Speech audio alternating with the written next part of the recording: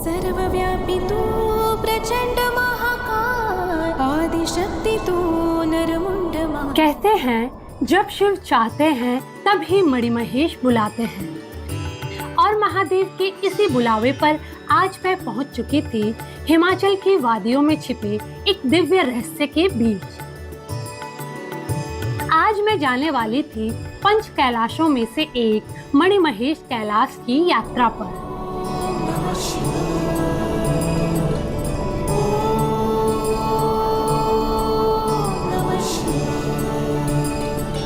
कैलाश पर्वत पर मणि के रूप में चमकते भगवान शिव के दर्शन हो या फिर बर्फीले पानी से छलकती मणिमहेश की ये निर्मल झील। बंदर घाटी, भैरव घाटी, शिव घराट के बीच से गुजरना और ट्रैक में लैंडस्लाइड जोन पर ऊपर से गिरते पत्थरों से बाल बाल बचना, हर एक पल महादेव का एहसास होता है यहाँ। आइए चले मणिमहेश की इस भक्तिमय यात्रा पर।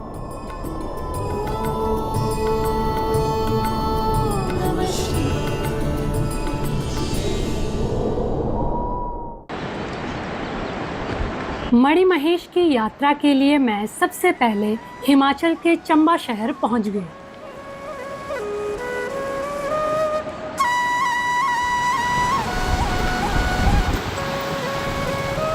चंबा चंडीगढ़ से कोई 350 किलोमीटर दूर है।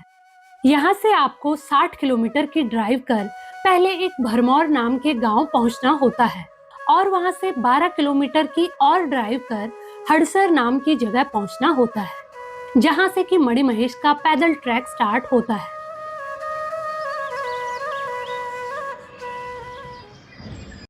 ट्रैक के पहले दिन मैं सुबह 8 बजे हड़सर पहुँच गई, और यहाँ पर मेरी मुलाकात हुई हमारे इस ट्रैक के गाइड संतोष जी से, जो हड़सर के ही रहने वाले थे।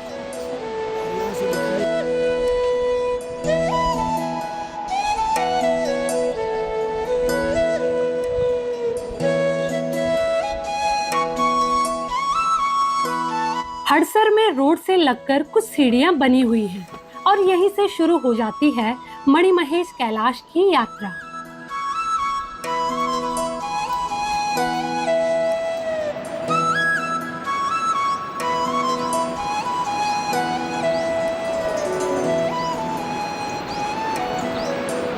सुबह के बज रहे हैं अभी 8:30, और मैंने हड़सर गांव से मणिमहेश के लिए पैदल ट्रैक शुरू कर दिया।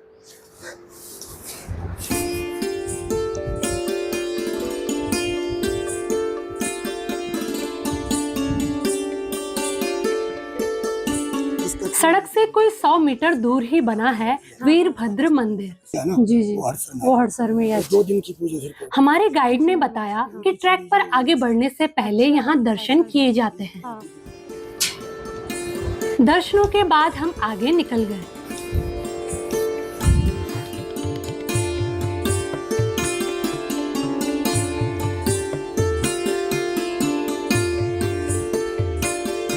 मणिमहेश यात्रा के लिए आपको हड़सर से यमकुंड, यमकुंड से धंचो, धंचो से शिव घराट, फिर सुंदरासी, सुंदरासी से गौरीकुंड, और फिर मणिमहेश कैलाश पहुंचना होता है।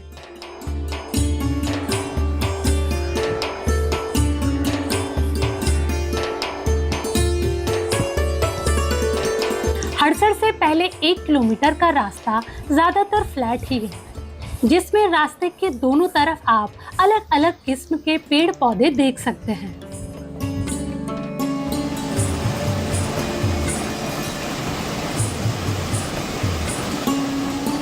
हड़सर से 1 किलोमीटर का ट्रैक हो चुका है, और यहाँ पे हम नदी के बिल्कुल ऑपोजिट में चल रहे हैं, और अब आगे खुली घाटी नज़र आ रही है।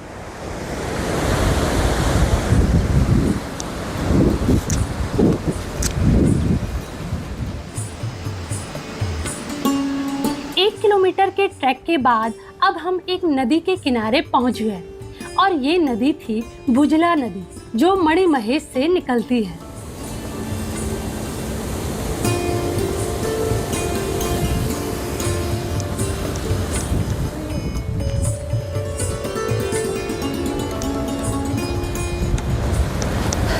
अभी ये छप्पर खाली दिख रहा है, लेकिन जब यात्रा का टाइम होता है तब ये पूरे भरे रहते हैं।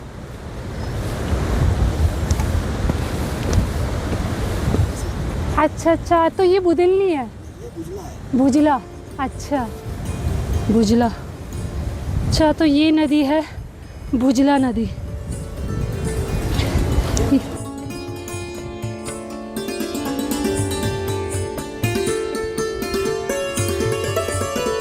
नदी के इस पॉइंट से अब इस ट्रैक की चढ़ाई शुरू हो जाती है।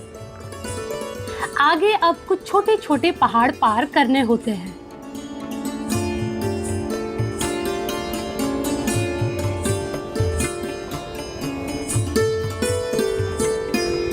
सुबह 9 बजे ही अब धूप काफी तेज हो गई थी। अब काफी गर्मी भी लगने लगी थी, तो हमने स्वेटर जैकेट भी उतार दी।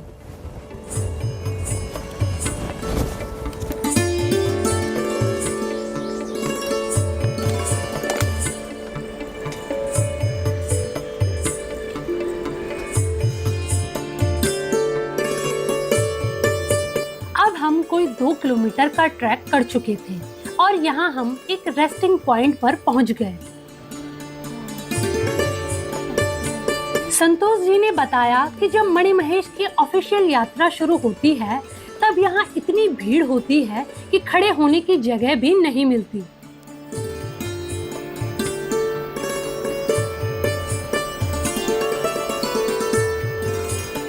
मणिमहेश ट्रैक पर आप कई 100 साल पुराने पेड़ देख सकते हैं।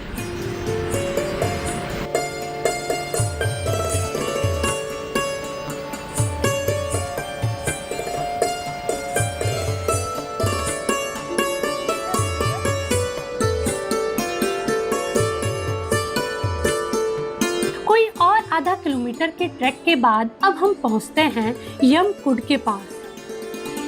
यहाँ की गद्दी भाषा में कुंड का मतलब होता है केव या गुफा। यहाँ एक पहाड़ पर बहुत सारी छोटी छोटी गुफाएं हैं जो डरावनी सी लगती हैं, जिस वजह से इस जगह का नाम यमकुंड पड़ा।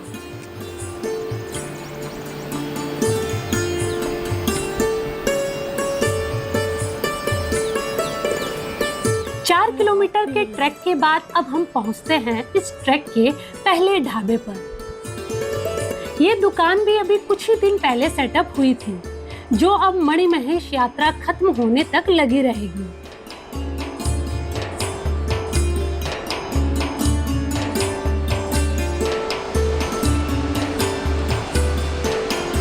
घने जंगल से निकलकर एक बार फिर मैं एक घाट में पहुंच गई।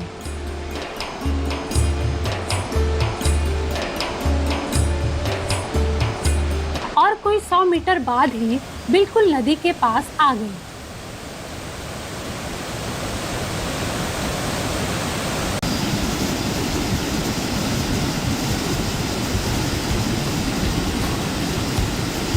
यहाँ से अब हमें नदी पार कर नदी के दूसरी तरफ जाना था। इसे क्रॉस करने के लिए एक लोहे पत्थर का पुल बना हुआ है, जो कि अभी कुछ ही महीने पहले बना है। इससे पहले यहाँ एक लकड़ी का पुल हुआ करता था।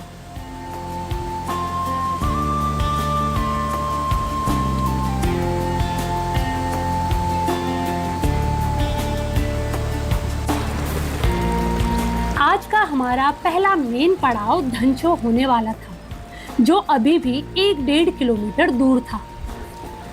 ये 1-1.5 किलोमीटर का रास्ता पूरी खड़ी चढ़ाई का होने वाला था।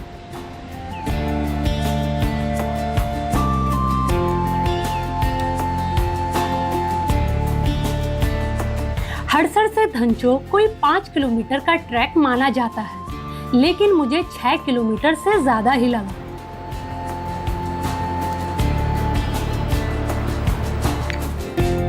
सुबह 11:30 बजे अब हम पहुंच चुके थे धनचो।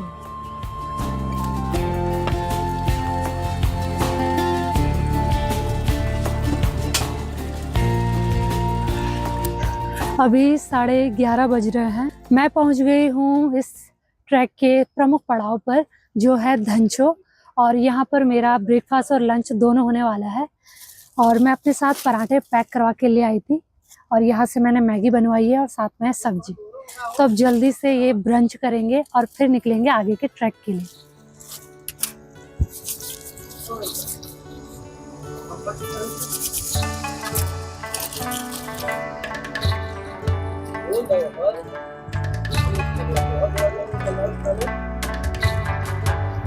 धनचो मणिमहेश यात्रा का सबसे मुख्य पड़ाव है। मणिमहेश यात्रा का पहली रात का स्टे यहीं होता है। मेरा ओरिजिनल प्लान आज यहीं नाइट स्टे का था, लेकिन अभी 12 ही बजे थे और मौसम भी क्लियर था, तो मैंने आज ही 8-9 किलोमीटर का और ट्रैक कर डायरेक्ट मणिमहेश पहुंचने का डिसाइड किया। हालांकि ये मेरे लिए काफी डिफिकल्ट होने वाला था।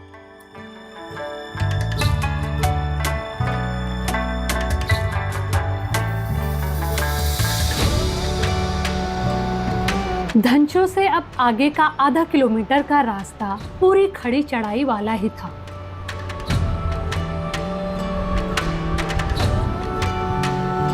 इस एरिया को बंदर घाटी कहते हैं। हमारे गाइड ने बताया कि पहले यहाँ चढ़ाई बहुत ज्यादा थी और कोई रास्ता नहीं था, तो लोग बंदरों की तरह ऊपर चढ़ते थे, जिस वजह से इस जगह का नाम बंदर घाटी पड़ा।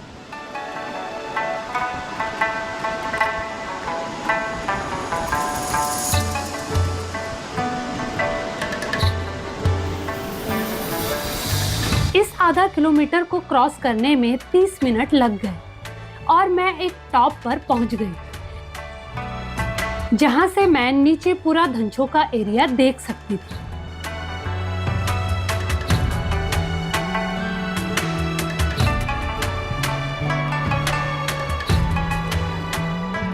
धनचो के बाद अब मेरा अगला पड़ाव होने वाला था शिवघराट, जो धनचो से 2-2.5 किलोमीटर दूर था। दिन की इस तेज धूप में हर एक कदम चलना अब एक संघर्ष सा लग रहा था। इस एल्टीट्यूड पर अब पेड़ भी काफी कम थे, तो जहां पर भी पेड़ की छाया मिलती, रेस्ट के लिए मैं वहीं पर बैठ जाती।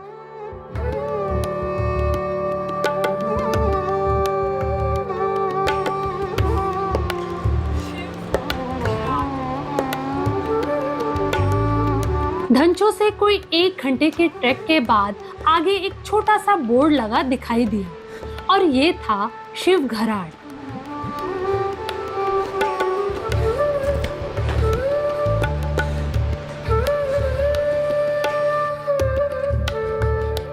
घराट का मतलब पहाड़ी भाषा में चक्की होता है। यहाँ पर खड़े पहाड़ों पर अगर आप कान लगाएं तो पहाड़ों के अंदर पानी के बहने की ऐसी आवाज आती है जैसे कि कोई चक्की चल रही हो। इसीलिए इसे शिवघराट या शिव की चक्की कहा जाता है।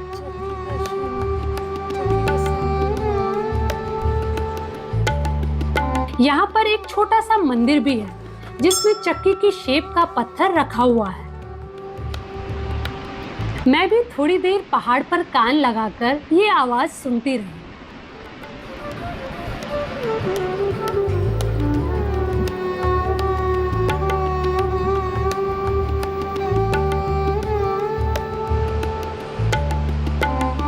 शिवघराट से आगे अब अगला 1 किलोमीटर हल्की चढ़ाई का रास्ता है, जो नदी के साथ साथ ही चलता है।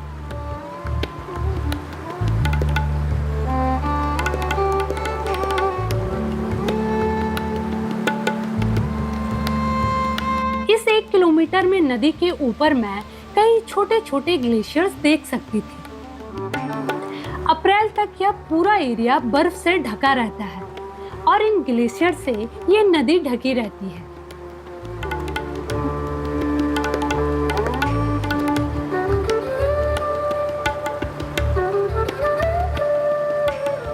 जगह जगह पर ग्लेशियर के नीचे से निकलती ये नदी काफी खूबसूरत लग रही थी।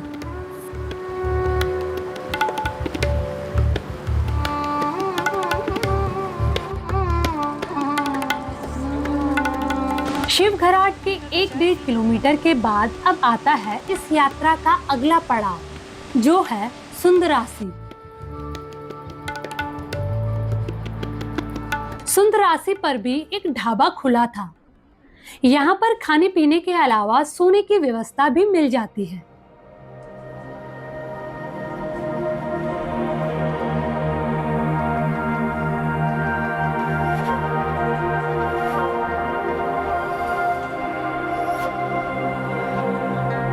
सुंदरासी में अलग अलग किस्म के फूल पौधे देखने को मिल जाते हैं।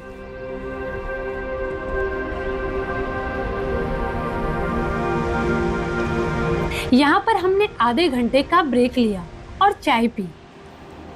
इसके बाद हमने आगे की यात्रा शुरू कर दी। यहाँ से अब हमारा अगला पड़ाव होने वाला था गौरीकुंड, जो कि कोई 3 किलोमीटर दूर था।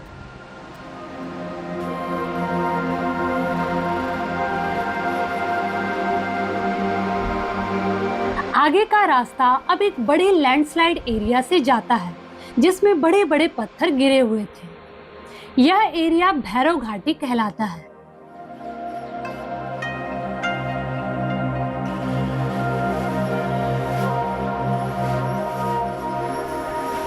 जाते हुए इस लैंडस्लाइड एरिया को हमने सेफली क्रॉस कर लिया, लेकिन वापसी की कहानी कुछ अलग ही होने वाली थी।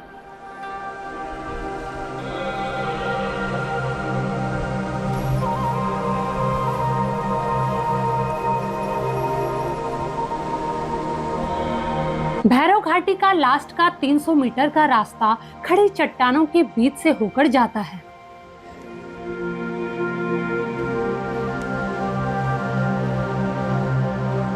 इस हाई एल्टीट्यूड पर कम ऑक्सीजन की वजह से हर 10 कदम के बाद सांस लेने के लिए भी काफी एफर्ट्स लगाने पड़ते हैं।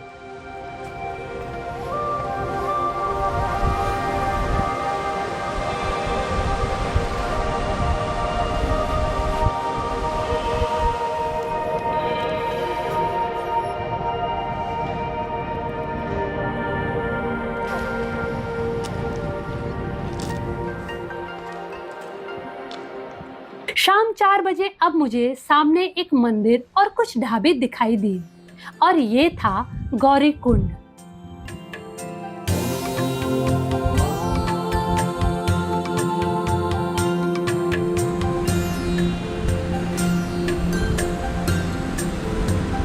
यहाँ पहुंचकर हम सबसे पहले एक ढाबे पर चले गए और संतोष जी ने यहाँ पर ठंडा ठंडा नींबू पानी बनाया।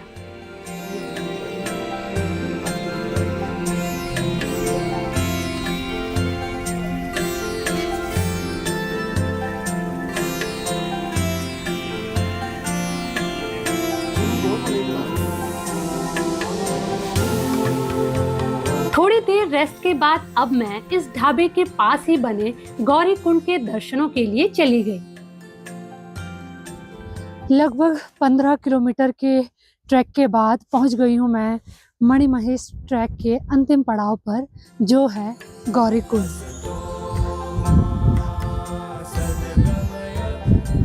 गौरीकुंड को लेकर मान्यता है कि यहाँ पर माँ गौरी ने स्नान किया था। यहाँ पर सिर्फ महिलाएं ही स्नान करती हैं।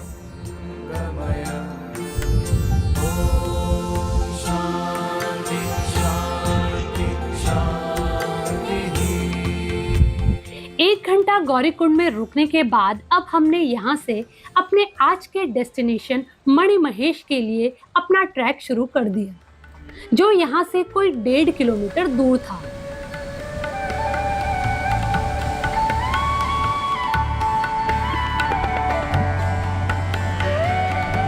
गौरीकुंड के बाद आपको एक बार फिर से नदी क्रॉस कर दूसरी साइड जाना होता है, जिसके लिए यहाँ पर 2 छोटे पुल बने हुए हैं।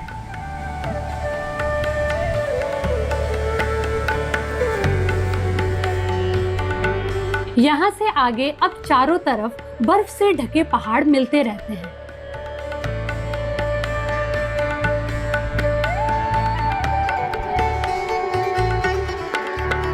गौरीकुंड से मणिमहेश की तरफ जाते हुए नीचे एक बड़ी सी घाटी दिखती है, जिसमें पानी की धाराएं मिलकर एक नदी का निर्माण कर रही थी।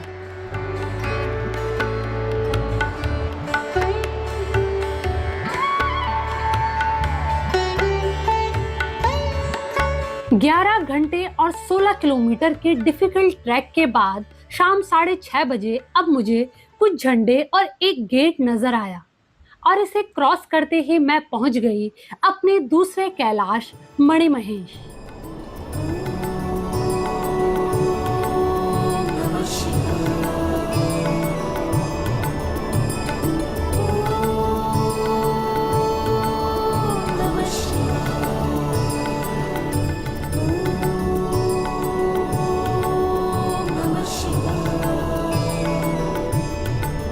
जैसे ही मैं यहाँ पहुंची, यहाँ पर ठंड काफी बढ़ गई थी, तो मैंने सबसे पहले स्वेटर व जैकेट डाल लिए और फिर मैं आ गई मणिमहेश झील के दर्शनों के लिए। सर्वव्यापी तू प्रचंड महाकाय आदिशक्ति तू शाम की ढलती रोशनी में यह झील काफी रहस्यमयी लग रही थी। साकार महाकाय तू सगुण निराकार। हर 2 मिनट में यहाँ मौसम बदल रहा था। एक पल में दूर दूर तक क्लियर देख सकती, तो अगले ही पल यह झील तेजी से उड़ते कोहरे से ढक जाती। हो दिव्य शक्ती तुझे लान तुझ चरणी माता तूच माझा पितान तूच माझी माता। तुझ्या चरणी लीन व्हावे हे आदि देवा परब्रह्म तुझ तुझ एक सुंदर ठावा। शंभू शंकराने तुझ पायी यावे डोळे भरून पाहता। इस झील के एक तरफ एक मंदिर, कई त्रिशूल, तो इसके ठीक सामने मणिमहेश कैलाश पर्वत के दर्शन होते हैं, जो कि अभी कोहरे व बादलों की वजह से नहीं दिख रहा था। और ये डर भी सता रहा था कि कहीं कल मेरी वापसी के टाइम तक भी ये पर्वत ऐसा ही छिपा ना रहे।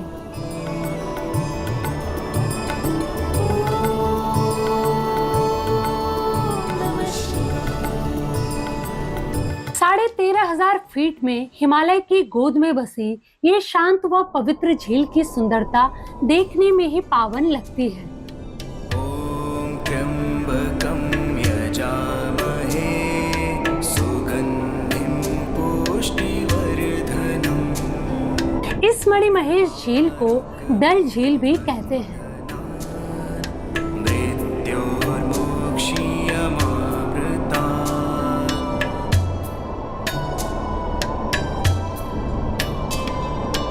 ॐ त्र्यम्बकं यजामहे। शाम के 7:30 बजे के बाद भी यहाँ हल्का हल्का उजाला हो ही रहा था और मेरे अलावा यहाँ कोई और ज्यादा यात्री भी नहीं थे, तो मैं भी यहीं झील के एक किनारे पर बैठ गई।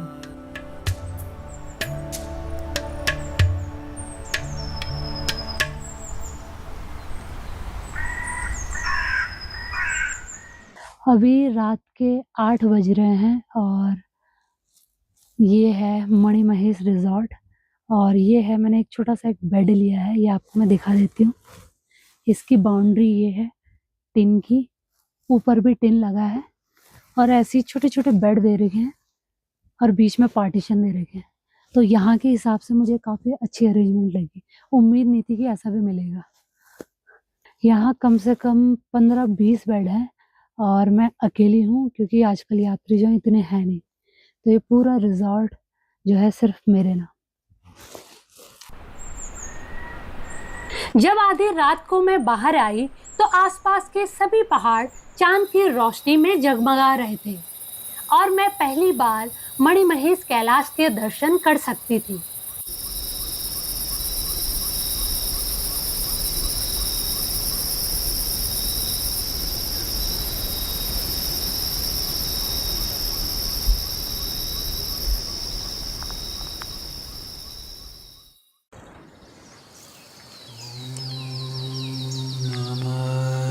सुबह 6 बजे तक आसपास के पहाड़ों पर हल्की धूप आ चुकी थी।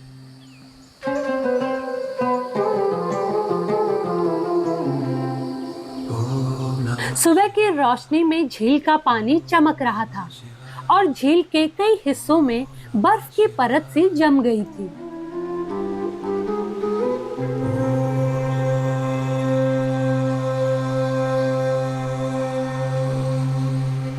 झील के एक हिस्से में हिमालय के एक पर्वत की परछाई दिख रही थी और ये पर्वत था मणिमहेश कैलाश।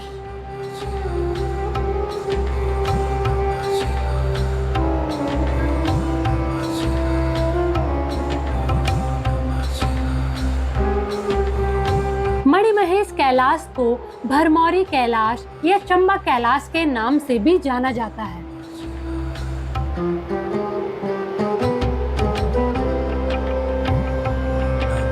हिमाचल की बुद्धिल घाटी में स्थित इस चोटी की हाइट की बात करें तो ये लगभग 18,500 फीट ऊंची है। मणिमहेश के नाम की बात करें तो मणि का मतलब है चमकना और महेश यानी भगवान शिव। कहते हैं कि इस पर्वत पर कभी-कभी एक मणि के समान दिव्य रोशनी दिखती है और इसी कारण इस पर्वत का नाम मणिमहेश पड़ा।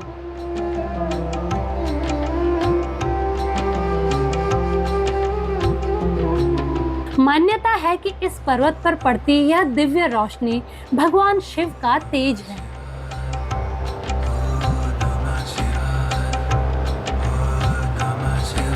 मान्यता है कि भगवान शिव मां पार्वती से विवाह के बाद यहां आए और तब यह पर्वत अपने स्वरूप में आया।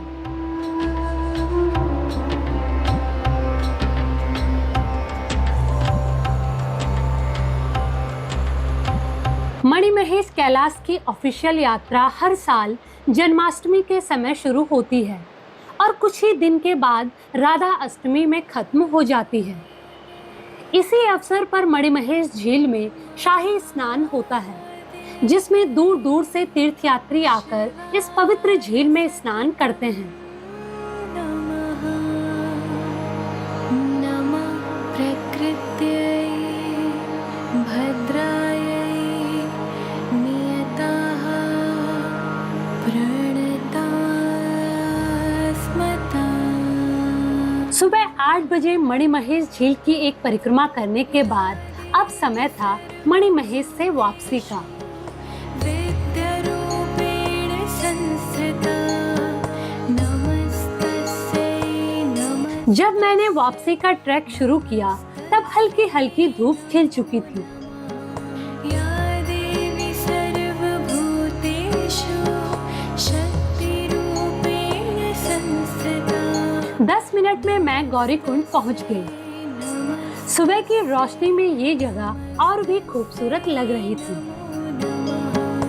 या देवी सर्वभूतेषु दयारूपेण संस्थिता नमस्तस्यै नमस्तस्यै नमः। हल्की ठंडी हवा, बैकग्राउंड में आसमान को छूती बर्फ की चोटियां और जमीन पर खिले रंग बिरंगे फूल। इस एकांत जगह पर चलते हुए भी मुझे ऐसा लग रहा था जैसे कि मैं एक डीप मेडिटेशन की अवस्था में हूँ। या देवी सर्वभूतेषु बुद्धिरूपेण एक बार फिर से मैं पुल पार कर नदी के दूसरी तरफ आ गई नमस्तस्यै और पीछे से अब संतोष जी भी पहुंच चुके थे। या देवी मुझे आज यहाँ से पहले 15-16 किलोमीटर का ट्रैक कर हड़सर पहुँचना था और फिर वहाँ से गाड़ी पकड़ 80 किलोमीटर दूर चंबा वापस जाना था। नीचे जाते हुए अब मैं दूर तक अपना ट्रेल देख सकती थी।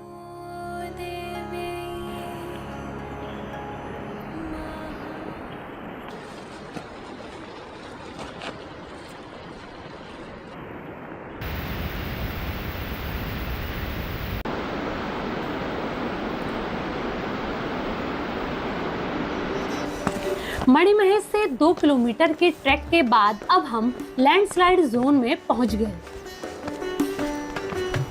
200-300 मीटर में फैला यह लैंडस्लाइड जोन देखने में ही काफी डेंजरस लगता है। यहाँ से चलते हुए संतोष जी अभी अपना इस रास्ते का एक्सपीरियंस बता ही रहे थे कि अचानक ऊपर से गरजने की आवाज सुनाई दी। पहाड़ की तरफ देखा तो तेजी से पत्थर ऊपर से नीचे की तरफ आ रहे थे। संतोष जी ने चिल्लाकर भागने का इशारा किया और खुद भी भागने लगे। 15 सेकंड भागने के बाद पीछे मुड़कर देखा, जिस जगह पर हम खड़े थे वहां से पत्थर तेजी से नीचे की तरफ गिर रहे थे। कुछ सेकंड लेट होते तो शायद हम भी इन पत्थरों के साथ नीचे जा रहे होते। खतरनाक।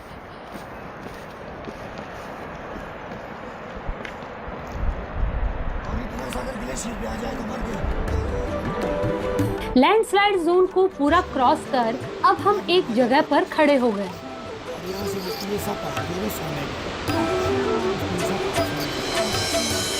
आगे चलते हुए संतोष जी मुझे उनके ऐसे ही कई और एक्सपीरियंस बताने लगी।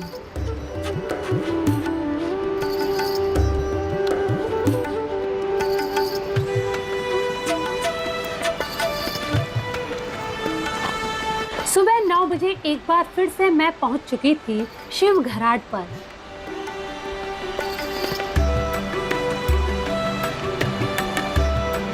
हमारे ट्रेल पर अभी पूरी तरह से धूप नहीं आई थी, तो अभी ट्रैकिंग करना काफी अच्छा लग रहा था। कल तेज धूप में यहाँ एक एक कदम बढ़ाना एक चैलेंज सा लग रहा था।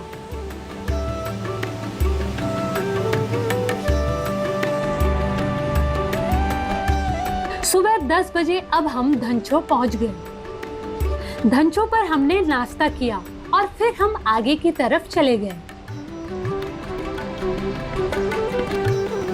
सुबह 12 बजे अब हम हड़सर के पास ही पहुंच गए और अब थोड़ा ही दूर मैं सड़क देख सकती थी।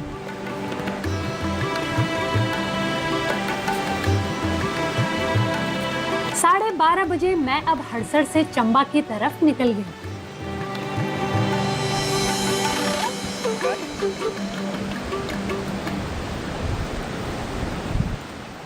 मणिमहेश की ये यात्रा मैंने एक रात में खत्म कर दी। इस ट्रैक पर थोड़ी मुश्किलें और काफी थकान तो रही, लेकिन आखिरी में जब कई पड़ावों को पार कर मणिमहेश कैलाश के दर्शन होते हैं तो सब कुछ भूलकर ये एक जीवन भर का अद्भुत अनुभव बन जाता है।